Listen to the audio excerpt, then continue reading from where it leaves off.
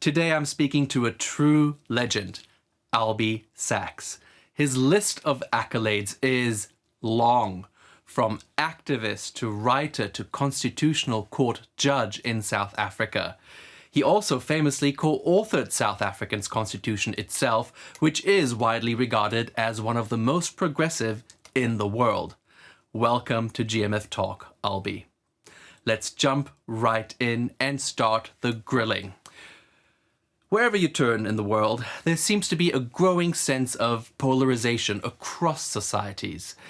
With 80 elections scheduled around the globe in 2024, including in South Africa, what can we do to stop this rather worrying trend? Elections are central to democracy, the right to choose your government, change your government, but they're not the whole of democracy. And I think maybe there's been too much emphasis on electoral power, and we need more emphasis on values, the value system of democracy.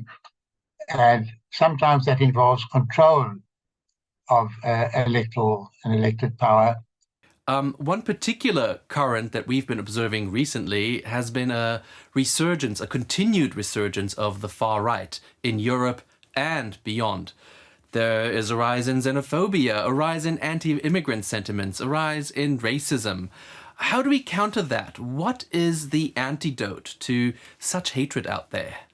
Enriching knowledge and understanding of different people, different cultures, inviting and responding to difference, and welcoming difference as a source of vitality, I think is very important.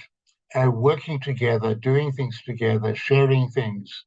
Now, let's talk a little bit about you.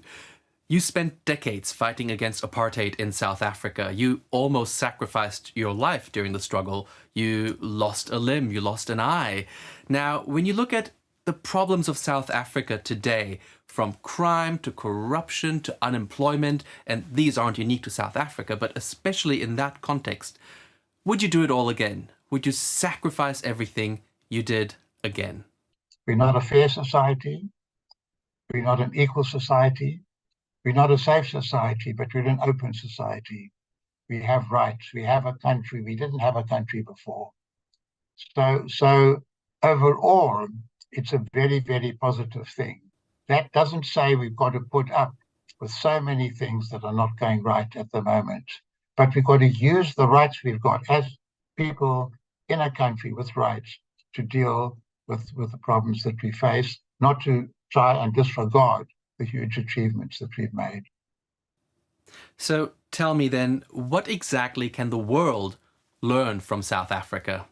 It's now taken for granted that we had a relatively peaceful transition from the world's most overtly oppressive society with 300 years of dispossession, of disenfranchisement, of overt in the law structured racism and denial, our leaders imprisoned, people executed, tortured.